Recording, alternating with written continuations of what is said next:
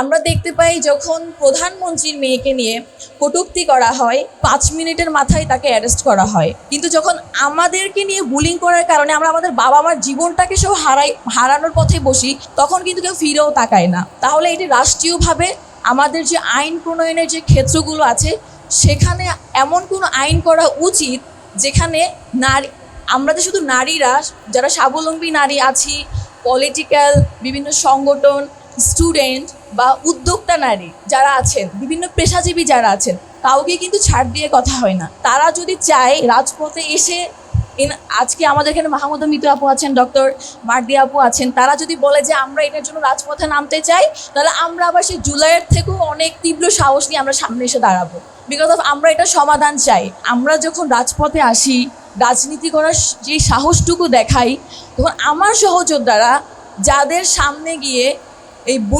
বুলেটকে গ্রহণ করে নিয়েছি, তারাই যখন এই ধরনের কাজগুলো করে এবং সেটার যখন আমি প্রতিবাদ করতে যাই, তাদের যারা ভাই ব্রাদাররা আছে, সেন্ট্রাল লিডাররা আছে, আলটিমেটলি কিছুদিন পর দেখি তাদের ছায়া তুলে তারা রাজনীতি করছে, কিন্তু ওটার কোনো বিচার করা হয় না। এই কথাগুলো কিন্তু কেউ ওভাবে বলতে পারে না। পার্টির মধ্যে কি চলে, সংগঠনের মধ্যে কি চলে, এগুলো যখন বলা শুরু করি তখনই দেখা যায় মাইনাস। আজকে কিন্তু আমি একটা রাজনৈতিক দলে থাকার কথা, আমি কেন নেই? ঠিক এই কারণগুলোর জন্যই নেই। তো পলিটিক্যাল পার্টিগুলোর এগুলো দেখা উচিত। অপোনিয়ন পার্টি আমাকে নিয়ে করবে, এটা আমরা খুব স্বাভাবিকভাবে নিলেও নিজের পার্টিটা আমরা অ্যাকসেপ্ট করতে পারি না, বা নিজের সংগঠনেরটা। সো তারপরও যে অ্যারেঞ্জমেন্ট করা হয়েছে এটি অনেক। একটি কথা আজকে বলতে চাই যে আমি আজকে আসার আগে এই খান জসিম ভাইয়ের একটি পোস্ট দেখি, যেটি শেয়ার করে সাদিক কায়েম ভাই, ডাকসুর ভিপি। তো আমি কমেন্ট সেকশনটাকে চেক করছিলাম যে আমরা বুলিংয়ের শিকার হই। ওই কমেন্ট সেকশনে দেখা যায় যে সীমা আক্তার এখানে কি করছে, আর একটা উইয়ার্ড ওয়ার্ড যেটা বল শাহবাগী এখানে কি করছে, এটার কমেন্ট না হলে আপনার 150-র উপরে হবে। সো বিগত দিনের কথা কি বলবো, আজকে নারীরা এখানে আলটিমেটলি নারীর সংখ্যাটাই অনেক বেশি। যখন নারীরাই নারীদের যে ভুক্তভোগী হচ্ছে সেটা সমাধানের জন্য বসছে গোল টেবিলে, সেই নারীদেরকেই বুলিং করা হচ্ছে। এবং সে আইডিয়াগুলো চেক করলে দেখা যাবে যে খুবই স্বনামধন্য বিশ্ববিদ্যালয়ের, নাহলে কোনো পলিটিক্যাল পার্টির। সো এটি খুবই দুঃখজনক। আমি আমার একটি খুবই জুলাই আন্দোলনের যেই দিনটি আমার খুবই স্মৃতিময় এবং যেই দিন আমি খুব সাহসিকতার সাথে লড়েছিলাম, সেই দিনের একটি অভিজ্ঞতা থেকে আজ শুরু করতে চাই। যে 31 জুলাই আমি যখন চট্টগ্রাম কোর্ট বিল্ডিং থেকে অ্যারেস্ট হই, আমাকে তখন আমার পরনে একটি বোরখা ছিল। সো আমাকে যখন পুলিশ নিয়ে যায়, অবশ্যই মেল পুলিশ, তখন আমাকে খুব টেনে হিচড়ে নিয়ে যায়। সো ওই সময় আমাকে টেনে হিচড়ে আমার বোরখা সহ ছিঁড়ে যায়। আমাকে যখন তোলা হয়, অপোজিটে অবশ্য আমার বাবাও ছিল, খুবই সাহস দিচ্ছিল আমাকে যাতে আমি ভয় না পাই। যখন পুলিশের ভ্যান যখন ছেড়ে দেয়, আমি মাঝপথে লাফ দিই। এরপর আমাকে টেনে হিচড়ে পুলিশের হাত থেকে আমাদের কিছু ভাই সহযোদ্ধারা আমাকে উদ্ধার করে। তবে আমার কাছে না ওইটা খুব সাহসিকতার একটা জায়গা ছিল, অ্যান্ড আমি দমে যাই নাই। তবে আজকের দিনে এসে আমি কেন জানি দমে যাচ্ছি, কারণ আজকে যে বুলিংটা হচ্ছে এটা আমি নিতে পারছি না। বিকজ অফ আমি যখন বৈষম্য বিরোধী ছাত্র আন্দোলনের চট্টগ্রাম মহানগর মুখপাত্র হিসেবে ছিলাম এবং চট্টগ্রাম বিভাগের একজন সমন্বয়ক হিসেবে ছিলাম, 30 জুলাইয়ের যে লিস্টটা পাবলিশড হয় ওইখানে। সো আমাকে নিয়ে আপনারা এখানে ওনারা বলেছেন মোটামুটি যে অপোজিট পার্টিগুলো আমাদের সাথে ঠিক কী করে, তবে নিজের পার্টি যে ঠিক কী করে সেটা কিন্তু কেউ তুলে ধরে না। বিকজ অফ এটা আমার পার্টি, আমার পার্টির অসম্মান হবে, আমার পার্টির যে সামনে এগোতে পারবে না। সো আমি যখন বৈষম্য বিরোধী থাকি ওই সময় আওয়ামী লীগ, বিশেষ আপনারা জানেন যে ফ্যাসিস্ট খুনি হাসিনাকে ছায়াতলের বা একদম ছায়া ঘিরে রেখে যেভাবে সাপোর্ট করে আসছিল আমাদের চট্টগ্রামের কুখ্যাত যে আওয়ামী লীগের সন্ত্রাসীরা, তারা আমাকে নিয়ে প্রতিনিয়ত পোস্ট করতো এবং বিভিন্ন ফটো কার্ড বানাতো, বিভিন্নভাবে হ্যারাসমেন্ট করার চেষ্টা করতো, এবং একটা টাইমে আমার ব্যক্তিগত জীবনেও তারা অ্যাটাক করে। সেইটার ইস্যু ধরে আমারই কমিটির আহ্বায়ক এবং সদস্য সচিব মাদক সেবনকারী, অশ্লীল জীবনযাপনকারী বলে আমাকে বহিষ্কার করে।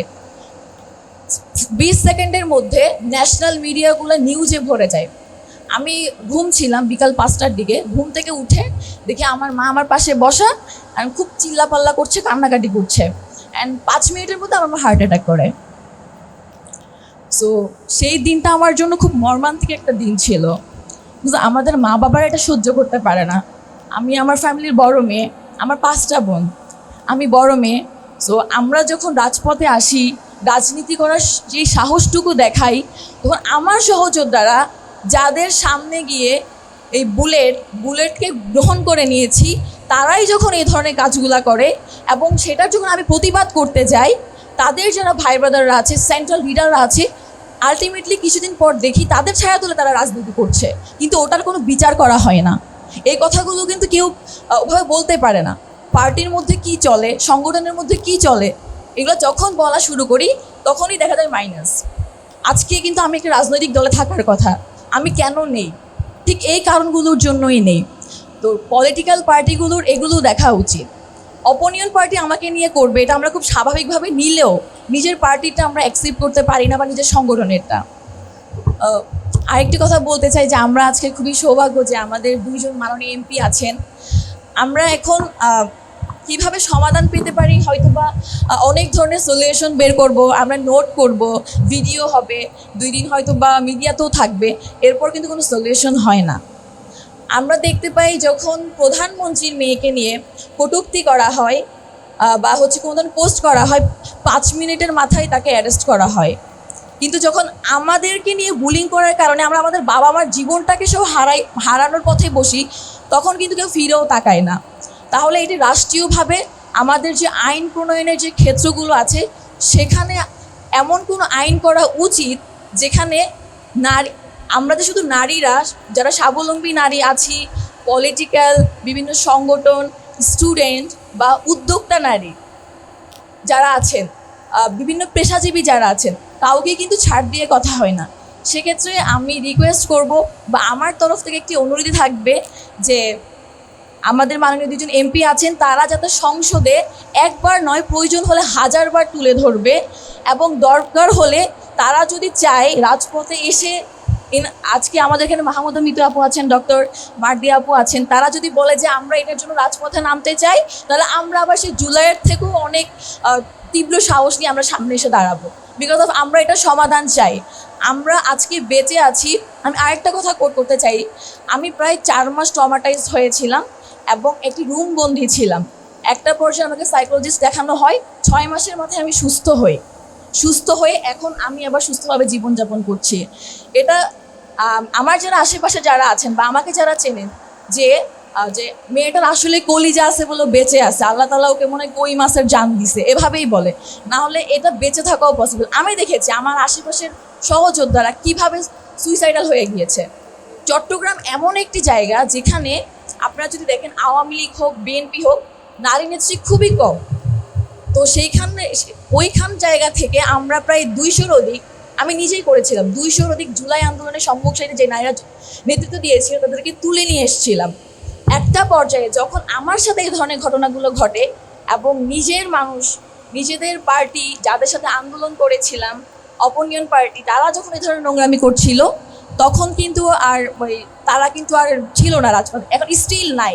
আপনারা যদি সাপোজ কোনো সংগঠনও করতে চান, কোনো পলিটিক্যাল পার্টি কমিটি দিতে চান, দেখবেন যে চিটাগংয়ে কোনো নারী নেত্রী নাই। কেন নাই? তার কারণগুলোই এইসব।